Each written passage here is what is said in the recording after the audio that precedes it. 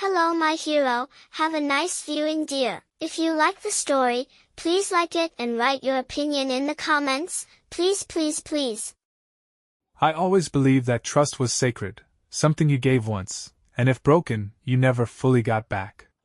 When Olivia first mentioned therapy, I supported her. I thought it was a healthy step. She said she needed help processing our marriage. That phrase stayed with me. Not saving, not healing, but processing. Like we were already dead and buried, and she was just sorting through the wreckage. I brushed it off at first. Maybe it was just therapist talk. Maybe she was hurting more than I realized. I even recommended someone. Daniel. A friend of a friend, someone I'd met at a wellness conference when my company sponsored a mental health initiative.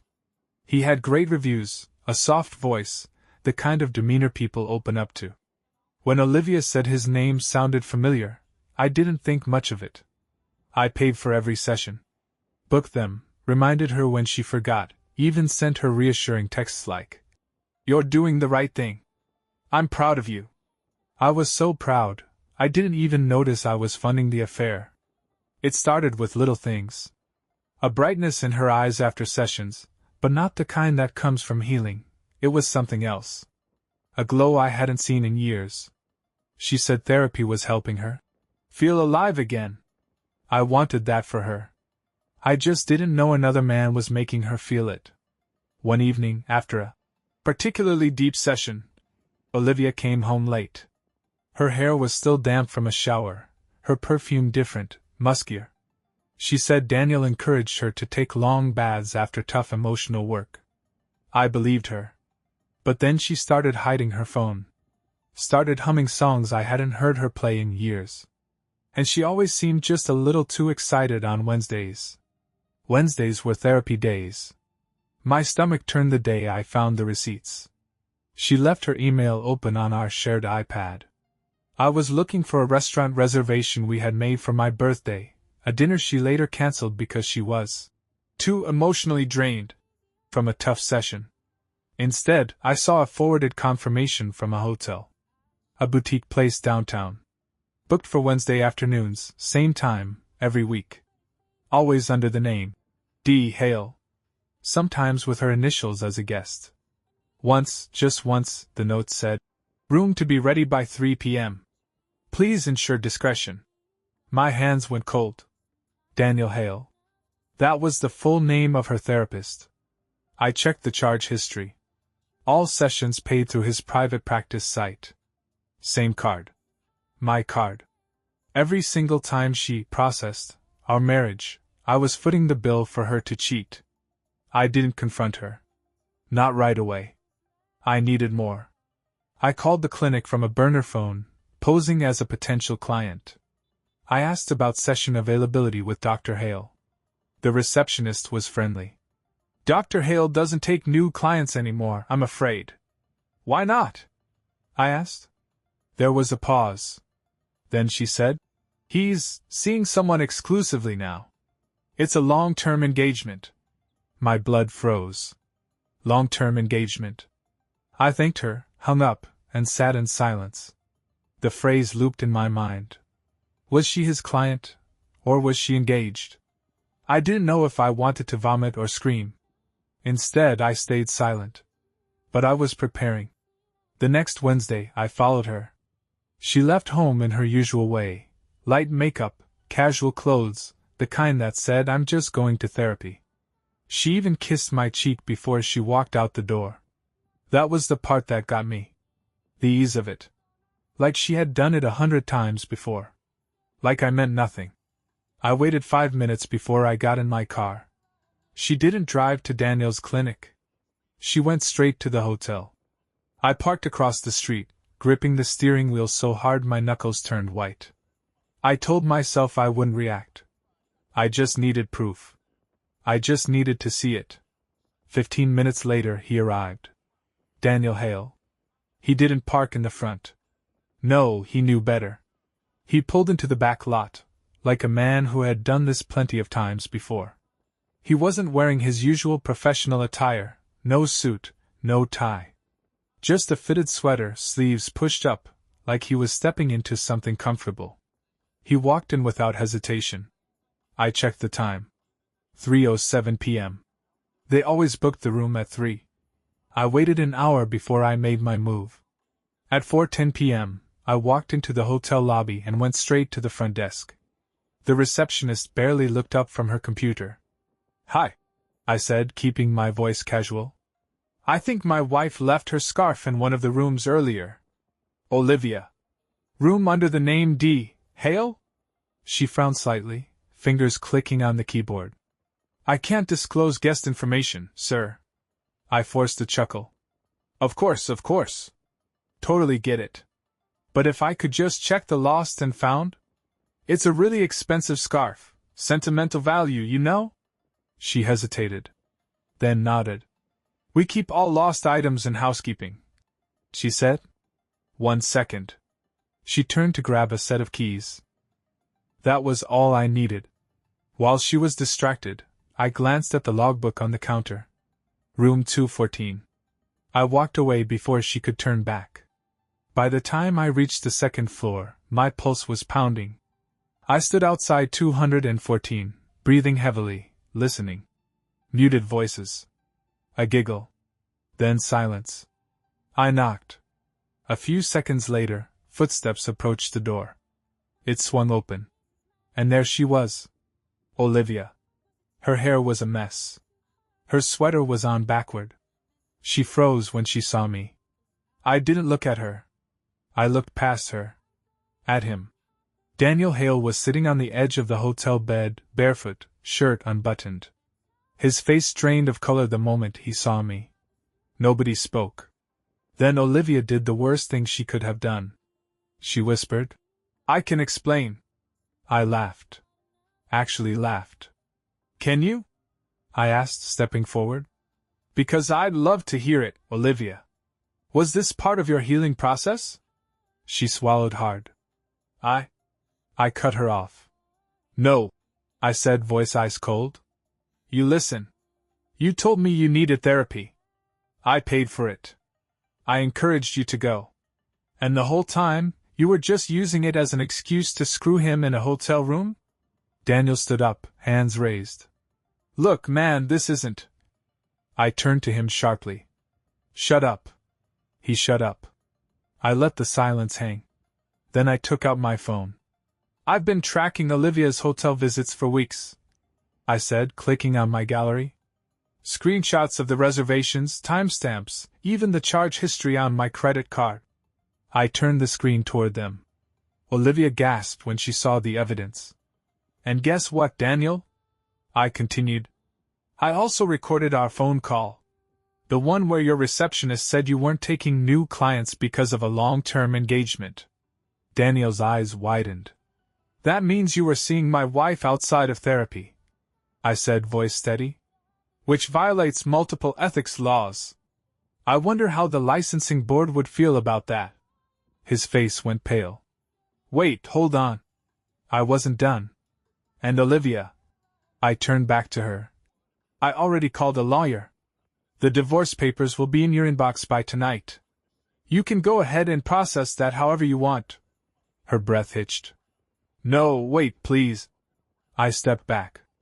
"Enjoy your session." Then I walked out. I didn't slam the door. I didn't look back.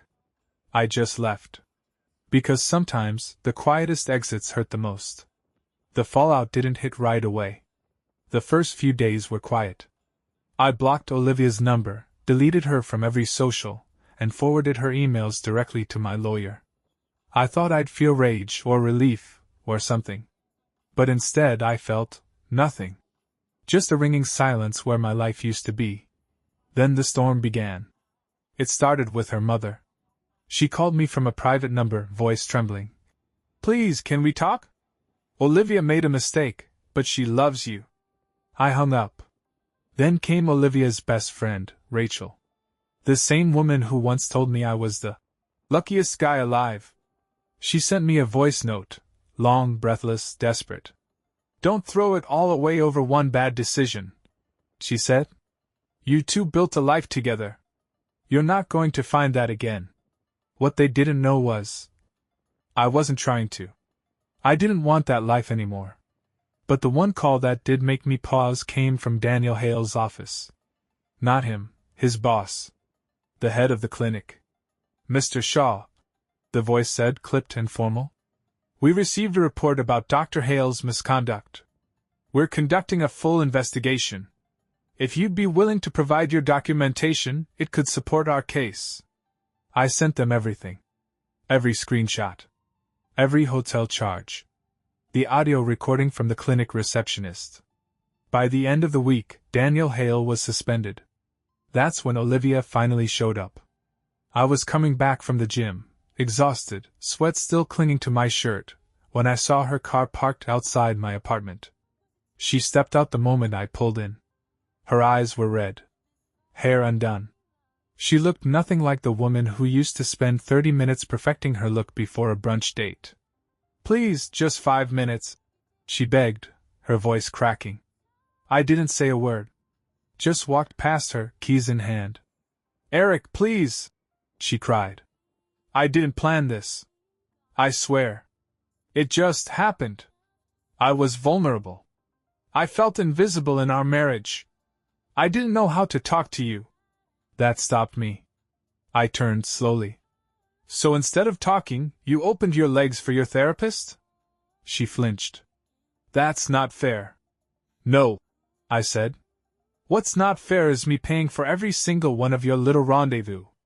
What's not fair is you using my trust as cover. What's not fair is you looking me in the eye, week after week, pretending like you were working on us. Tears spilled down her cheeks. I was scared, she whispered. I didn't want to lose you. You didn't lose me, I said. You threw me away. She stepped forward, shaking. I'll do anything to fix this. I ended it with him. I told the board everything. I'll testify. I'll go to real therapy. Just, don't let this be the end. I looked her straight in the eye. It already is. She sank to her knees, sobbing, right there on the pavement. But I didn't kneel down. I didn't offer a hand. I washed. And then I walked inside and locked the door. She stayed out there for 20 minutes. I didn't come back out. A week passed. She stopped showing up at my place. Stopped calling. The silence that followed was a strange kind of peace, unnatural, but welcome. My apartment still smelled like her perfume in certain corners, especially the closet, where her coats used to hang. But I didn't get rid of the scent. I let it fade on its own. Let it disappear the same way she had, slowly, painfully, but completely. Then came the letter. Thick envelope. No return address, but I knew that handwriting anywhere. Olivia had always written in slanted cursive, the kind you'd see on a wedding invite or a forgotten love note. I held it for 10 minutes before I opened it.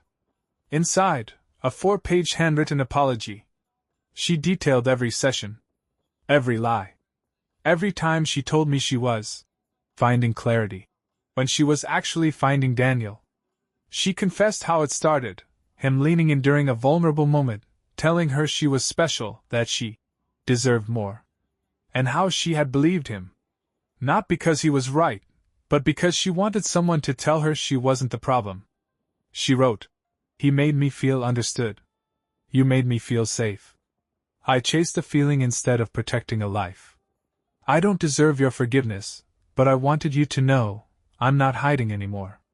At the end, she enclosed a printed email, Daniel's resignation letter from the clinic. Apparently, after the board reviewed everything, including my evidence, they had given him a choice: resign quietly or face a formal investigation that would likely lead to public suspension. He resigned. She wrote, I ended it. For real. Not because I want to win you back, but because I needed to stop lying, to myself most of all. There was no plea at the end.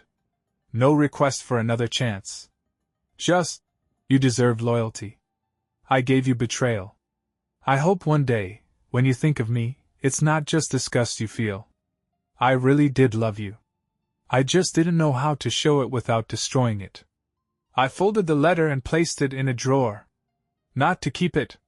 Just, not ready to throw it away yet. That weekend I had dinner with my sister. She was the first person I told everything to.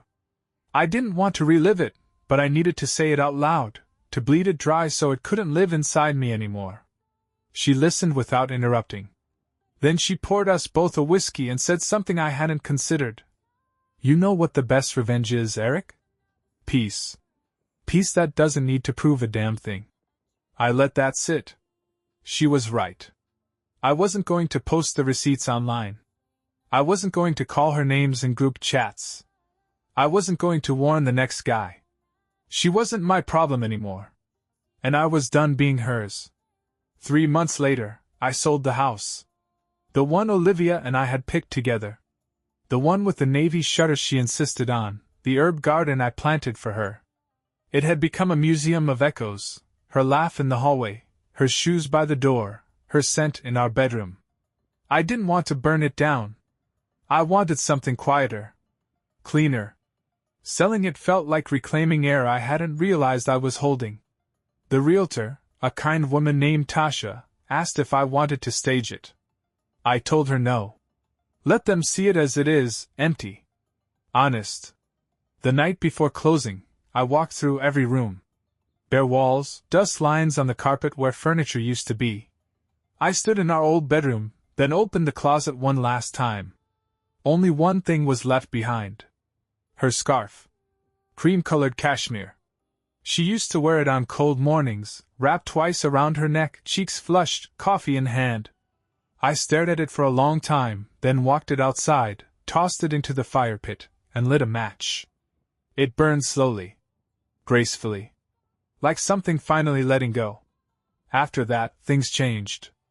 I got my own place, downtown, minimalist, nothing unnecessary. No memory-soaked pillows. No echoes. Just clean surfaces and sunlight. I started reading again. Cooking again. Found a rhythm that was mine alone. One day, while sipping coffee at a bookstore cafe, I noticed someone watching me over the edge of a novel. A woman, late 20s maybe, glasses slipping down her nose, her smile crooked like she wasn't sure I'd smile back. I did. Her name was Maya. She was the kind of woman who didn't talk to fill silence. Who asked real questions. Who laughed with her whole face. We met for coffee twice before I told her about Olivia. Not everything, just enough to be honest. She didn't flinch. She just nodded and said, "That kind of betrayal, it doesn't say anything about you. It only screams about her." It wasn't love, not yet. But it was something warm. Something mine. And one evening, after a lazy dinner and a bottle of wine, Maya leaned her head on my shoulder and whispered, "You don't look broken. You look rebuilt." I didn't reply. I just kissed her forehead. And smiled. Because for the first time in a long time, I wasn't surviving. I was living. 6 months after the divorce was finalized, I ran into Olivia again. It was at a conference. I had been invited as a speaker, something I never used to say yes to, but lately, I'd been trying new things. A colleague insisted I attend a panel on workplace mental health. I walked in late, slid into a back row chair, and then, there she was. Olivia. On stage. She looked smaller somehow. Not physically, just dimmer. She was presenting a case study about ethics reform in private practice, talking about the importance of boundaries between therapists and clients. Her voice was steady, her words rehearsed. She didn't look at the audience much. But when she did, her eyes locked on mine. Only for a second. She faltered. Just slightly. A pause no one else noticed. Then she looked away and kept going. I stayed until the end. Not because I wanted to, because I had to. I needed to see who she was now. As the crowd thinned, she made her way toward me. She wasn't smiling. She didn't try to hug me. Just stood there, clutching her notes like a shield. "Hi," she said. "Hi." She glanced around. "Didn't think I'd see you here." I could say the same. Silence settled between us. Then she said something unexpected. "I lost my license. Temporarily." 6 month suspension. I've been volunteering at a community center ever since. I nodded. That's a start. She hesitated, then added, I'm not asking for anything. I just wanted you to know, I meant it. When I said I'm not hiding anymore. I studied her. The way her fingers trembled slightly. The tightness around her eyes. You're doing the work, I said quietly. I'm trying. I could tell. She didn't look like someone trying to win me back. She looked like someone trying to win herself back. I didn't offer closure. Didn't offer forgiveness. That wasn't mine to give anymore. Instead, I gave her something else. I'm happy, I said. She swallowed. Good. Her voice cracked on that one word. You deserve that. And with nothing left to say, we both turned and walked in different directions. She didn't look back. Neither did I. That night, Maya and I went to a jazz bar. She danced barefoot on the patio under string lights, laughing at a joke I barely remembered making. Her joy was effortless, untrained, unrehearsed. As I watched her spin in the summer air, I realized something. I hadn't just escaped a lie. I had built a truth. And when she came over, curled her fingers into mine, and whispered, What are you thinking about? I didn't say Olivia. I said, You. Only you? And meant every word. 1 year to the day after I walked out of that hotel room, I got a letter in the mail. No stamp. No return address. Just my name, written in neat cursive. Inside was a wedding invitation. Daniel Hale was getting married. Not to Olivia. To someone named Rebecca Lynn Marsh. A woman I'd never heard of. The invitation was pristine. Cream cardstock, gold foil, 2 intertwined initials at the top like nothing had ever touched them.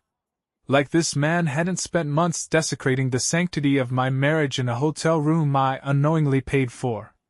At first, I thought it was a mistake. Or a joke. But then I flipped the card over and saw a handwritten note. Eric. No hard feelings. Hope you're doing well. D. No hard feelings. I sat there staring at those 3 words, blood thudding in my ears. It wasn't rage I felt. Not even pain. It was insult. Like he saw me as a bump in the road.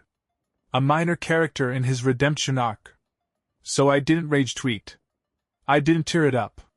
I RSVP'd. I requested the chicken. And I checked the box. We'll be bringing a guest. I brought Maya. She wore a black dress with a slit high enough to be scandalous, heels sharp enough to be dangerous. Her presence beside me turned heads the moment we walked in. Daniel saw us from across the venue, mid-laugh, drink in hand. His smile dropped. We didn't approach. Didn't cause a scene. I let him squirm. Let him explain to his new bride why the man whose wife he slept with was in the crowd, sipping champagne, smiling like he owned the room. And then, when dinner was served, I passed him a folded napkin as I walked past his table on the way to the restroom. Inside, a single line. Your long-term engagement. Just got a permanent scar. He didn't move for the rest of the night. Maya and I left before the cake. She asked me in the car. Was that petty? I smiled, watching the venue lights disappear in the rearview mirror. No, I said.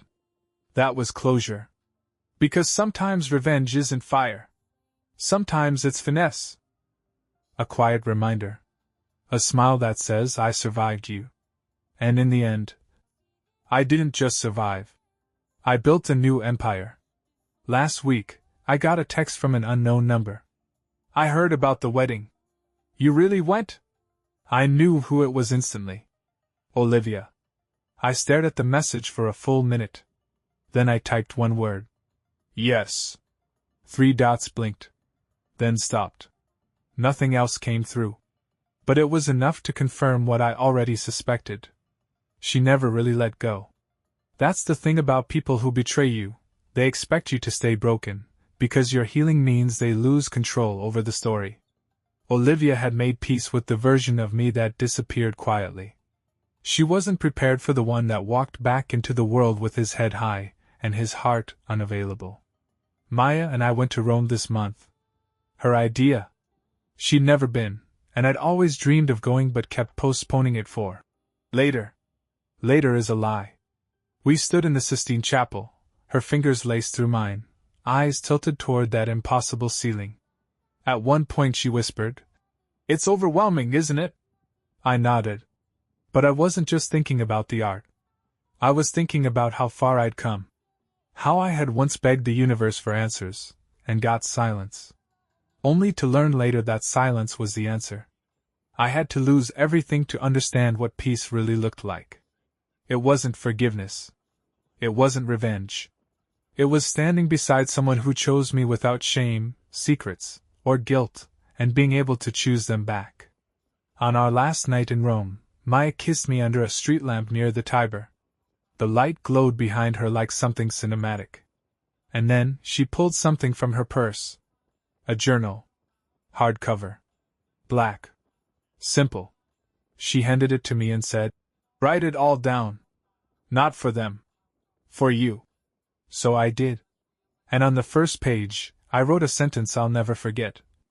She lied, he broke the rules, and I funded it all, but I still won. Because I didn't just survive them.